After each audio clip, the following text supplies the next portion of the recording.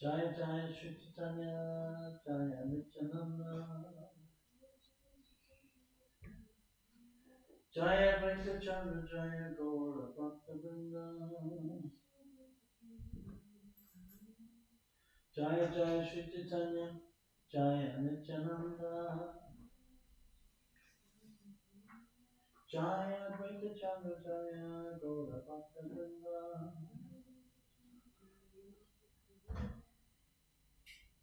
Continuation of Bhajalila, chapter 19, text 135. For 10 days, Sri Chaitanya Mahaprabhu stayed at Praya and instructed Rupa Goswami, empowering him with the necessary potency. Purport. This is a confirmation of the statement, Krishna Shakti Vina Nahi Tara Pavatana. Unless one is specifically empowered by the Supreme Personality of Godhead, he cannot spread the Krishna consciousness movement. An empowered devotee sees and feels himself to be the lowest of men, but he knows that whatever he does is due to the inspiration given by the Lord in the heart. This is confirmed by Lord Krishna in Bhagavad Gita 10.10. Tesham satata yuktanam bhajatam pratipurvakam tadami buddhyogantam yanamam tamankrite. To those who are constantly devoted to serving me with love, I give the understanding by which they can come to me. To be empowered by the Supreme Personality of Godhead, one has to qualify himself. This means that one must engage 24 hours daily in the loving devotional service of the Lord. The material position of a devotee doesn't matter, because devotional service is not dependent on material considerations. In his earlier life, Sri Rupa Goswami was a government officer and a grihastha. He was not even a brahmachari or sannyasi. He associated with milechas and yavanas, but because he was always eager to serve, he was a qualified recipient of the Lord's mercy. A sincere devotee can therefore be empowered by the Lord, regardless of his situation. In the preceding verse from Bhakti Rasamrita Sindhu, Srila Rupa Goswami has described how he was personally empowered by the Lord. He further states in Bhakti Rasamrita Sindhu, quote, "A person acting in the service of Krishna with his body, mind, and words is a liberated person, even in the material world. Although he may be engaged in many so-called material activities," end of quote. To keep oneself free from material contamination and attain the Lord's favor, one must be sincerely eager to render service to the Lord. This is the only qualification necessary. As soon as one is favored by the mercy of the spiritual master and the Lord, one is immediately given all the power necessary to write books and propagate the Krishna consciousness movement without being hampered by material considerations.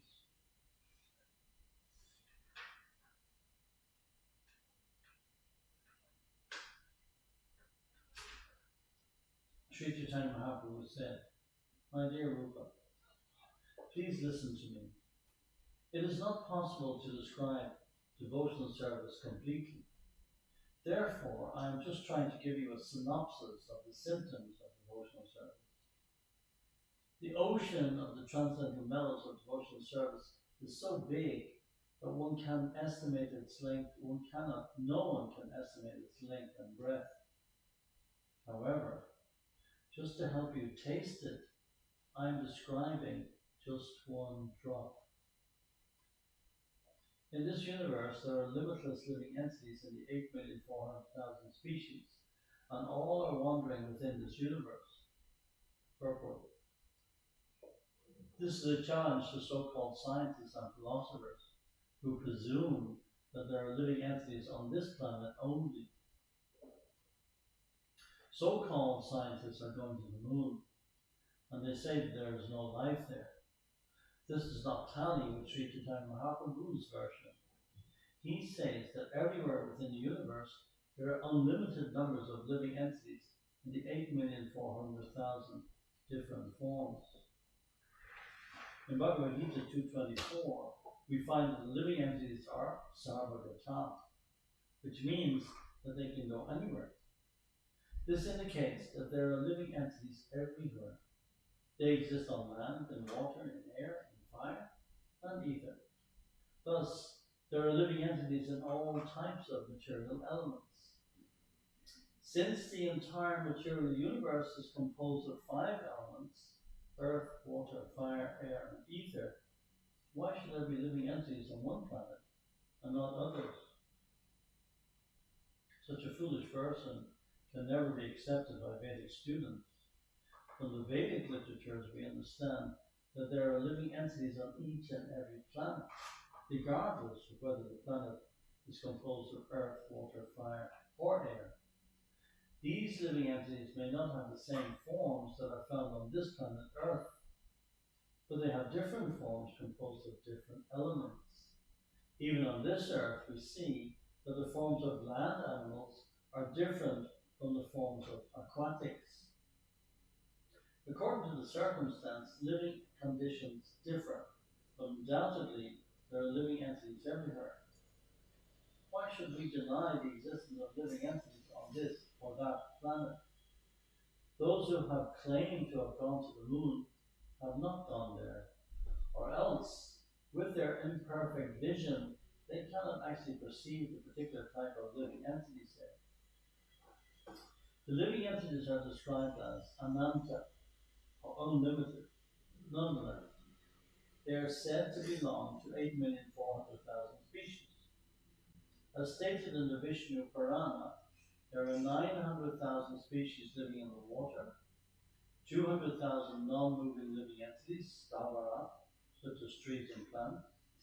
There are also 1,100,000 species of insects and reptiles, and there are 1 million species of birds. As far as quadrupeds are concerned, there are 3 million varieties, and there are 400,000 human species. Some of these species may exist on one planet and not on another, but in any case, within all the planets of the universe, and even in the sun, there are living entities. This is the verdict of the Vedic literatures. As Bhagavad Gita 2.20 confirms, Najayate mriyate vakada chinnayam bhutva bhavita na puya. For the soul, there is neither birth nor death at any time. He has not come into being, does not come into being, and will not come into being. He is unborn, eternal, ever-existing, and primeval. He is not slain when the body is slain. Since the living entities are never annihilated, they simply transmigrate from one life form to another. Thus, there is an evolution of forms according to the degree of developed consciousness. One experiences different degrees of consciousness in different forms. A dog's consciousness is different from a man's. Even within a species, we find that a father's consciousness is different from his son's, and that a child's consciousness is different from a youth's. Just as we find different forms, we find different states of consciousness. When we see different states of consciousness, we may take it for granted that the bodies are different. In other words, different types of bodies depend on different states of consciousness. This is also confirmed in Bhagavad Gita 8.6. One's consciousness at the time of death determines one's type of body in the next life. This is the process of transmigration of the soul. A variety of bodies is already there. We change from one body to another in terms of our consciousness. The length and breadth of the living entity is described as 1/10,000th part of the tip of a hair. This is the original subtle nature of the living entity. If we divide the tip of a hair into 100 parts, then take one of these parts and divide it again into 100 parts, that very fine division is the size of but one of the numberless living entities. They are all chit kana, particles of spirit, not matter. Purport. This is quoted from the commentary on the portion of Srimad Bhagavatam, wherein the Vedas personified offer their obeisances to the Supreme Personality of Godhead. Lord Krishna confirms the statement in Bhagavad Gita, Namayam so jiva loke, jiva bhuta sanatana. The living entities in this conditioned world are my eternal fragmental parts. Lord Sri Krishna personally identifies himself with the minute living entities. Lord Krishna is the Supreme Spirit, the Supersoul, and the living entities are his very minute parts and parcels. Of course, we cannot divide the tip of a hair into such fine particles, but still spiritually, such small particles can exist.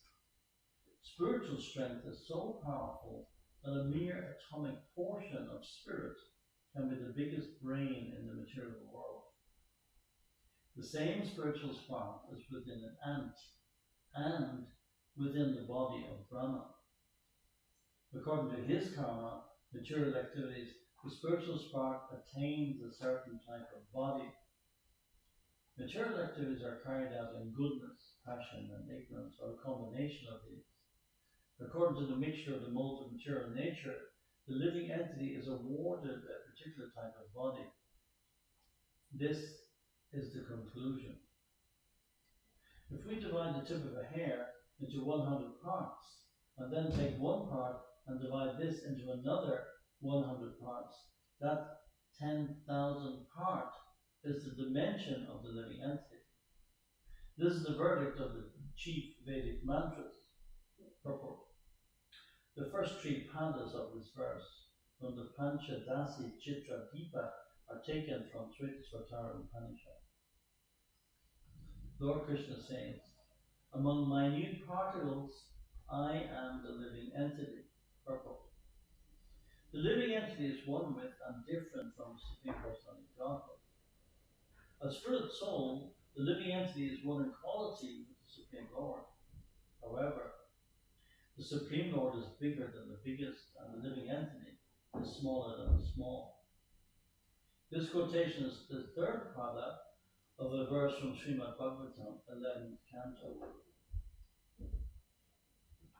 O Lord, although the living entities who have accepted the material body are spiritual and unlimited in number, if they were all pervading, there would be no question of their being under your control. If they are accepted, however, as particles of the eternally existing spiritual entity, as part of you, who are the Supreme Spirit whole, we must conclude that they are always under your control. If the living entities are simply satisfied with being identical with you as spiritual particles, then they will be happy being controllers of so many things. The conclusion that the living entities and the Supreme Personality of Godhead are one and the same is a faulty conclusion. It is not a fact. This verse was also quoted from Srimad Bhagavatam 10th canto, was spoken by the personified Vedas. The unlimited living entities can be divided into two divisions: those that can move and those that cannot move. Among living entities that can move, there are birds, aquatics, and animals. Purple. Sri Chaitanya Mahaprabhu was giving clear instructions on how the living entities live under different conditions. There are trees, plants, and stones that cannot move, but still they must be considered living entities or spiritual sparks. The soul is present in bodies like those of trees, plants, and stones. They are all living entities. Among moving living entities such as birds, aquatics, and animals, the same spiritual spark is there. As stated herein, there are living entities that can fly, swim, and walk. We must also conclude that there are living entities that can move within fire and ether. Living entities have different material bodies composed of earth, water, fire, air, and ether. The words Tara, Madhye mean within this universe. The entire material universe is composed of 5 material elements. It is not true that living entities reside only within this planet and not within others.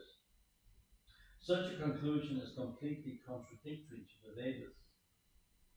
As stated in Bhagavad Gita 2.24, this individual soul is unbreakable and insoluble, and can be neither burned nor dried. He is everlasting, present everywhere, unchangeable, immovable, and eternally the same. The soul has nothing to do with the material element. Any material element can be cut into pieces, especially earth. As far as the living entity is concerned, however, he can be neither burnt nor cut to pieces. He can therefore live within fire. We can conclude that there are also living entities within the sun. Why should living entities be denied this planet or that planet? According to the Vedas, the living entities can live anywhere and everywhere, on land, in water, in air, and in fire. Whatever the condition, the living entity is unchangeable, stanu. From the statements of Sri Chaitanya Mahaprabhu and Bhagavad Gita, we are to conclude that living entities exist everywhere throughout the universes. They are distributed as trees, plants, aquatics, birds, human beings, and so on. Although the living entities known as human beings are very small in quantity, that division may be still further subdivided. For there are many uncultured human beings like Maletas, Polindas, Balgas, and Shagaras. Among human beings, those who are followers of the Vedic principles are considered civilized. Among these, almost half simply give lip service while committing all kinds of sinful activities against these principles. Such people do not care for the regular principles. Purport. The word Veda means knowledge. Supreme knowledge consists of understanding the Supreme Personality of Godhead and our relationship with Him, and acting according to that relationship. Action in accordance with the Vedic principles is called religion. Religion means following the orders of the Supreme Personality of Godhead. The Vedic principles are the injunctions given by the Supreme Personality of Godhead. Aryans are civilized human beings who have been following the Vedic principles since time immemorial. No one can trace out the history of the Vedic principles set forth so that man might understand the Supreme Being. Literature or knowledge that seeks the Supreme Being can be accepted as a bona fide religious system.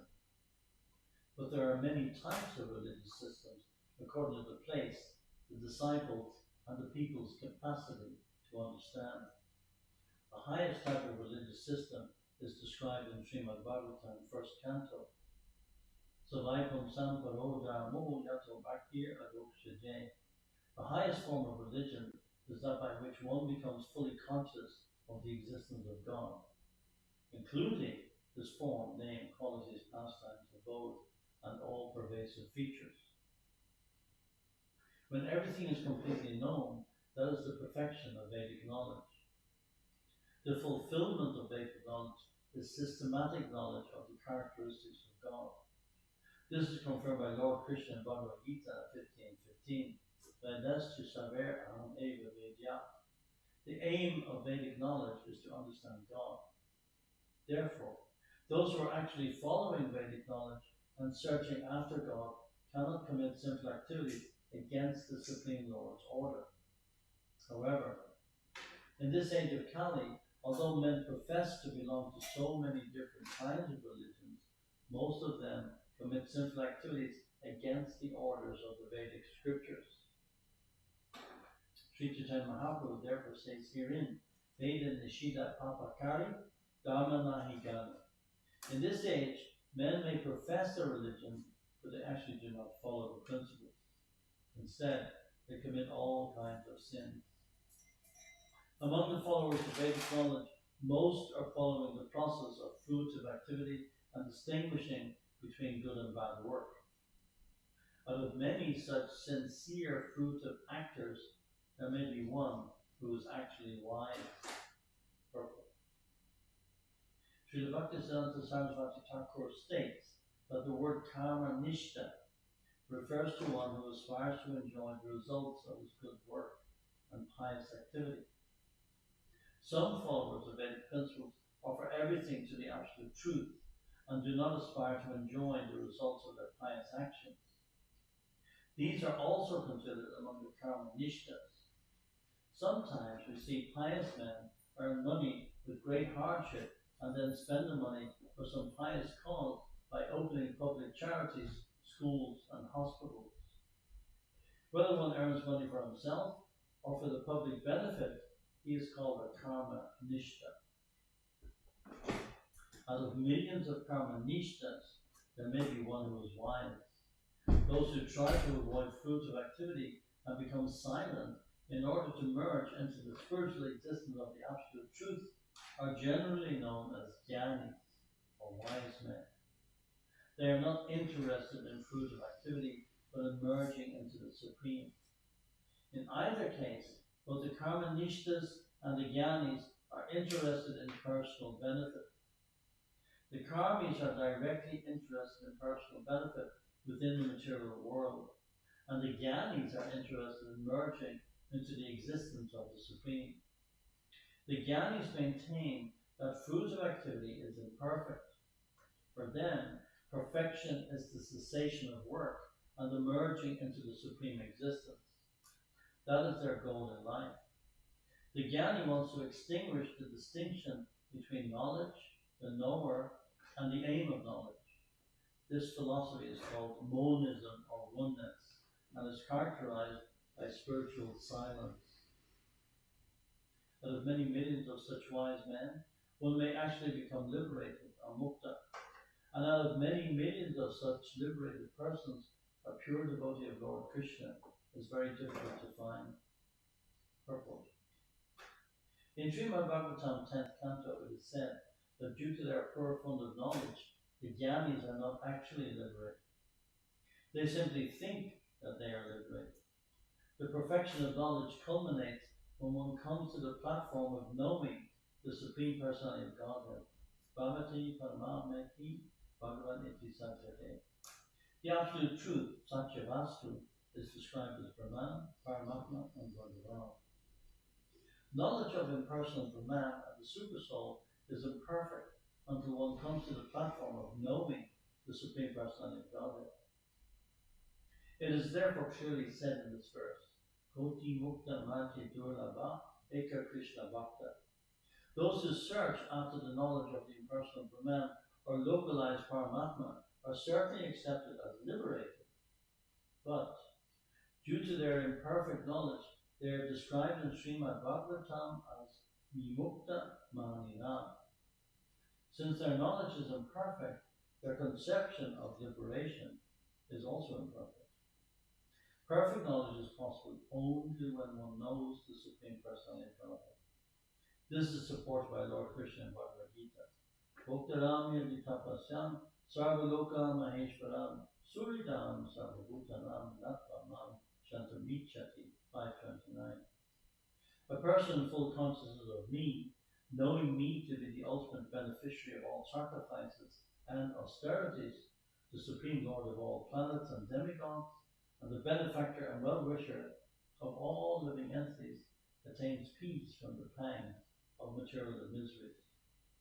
Research is going on for the karmis, jnanis, and yogis. But until the search is complete, no one can attain peace. Therefore, the Bhagavad Gita says, Nattvamam Shantamicchati. One can actually attain peace when he knows Krishna. This is described in the next verse. So we'll continue from tomorrow evening from text 149.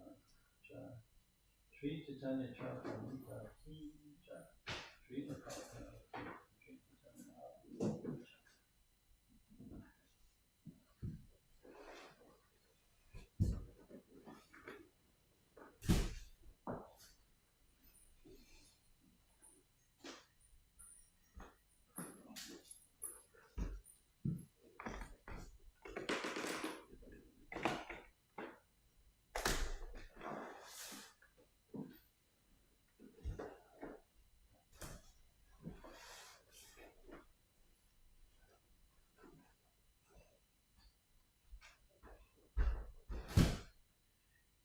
Krishna Krishna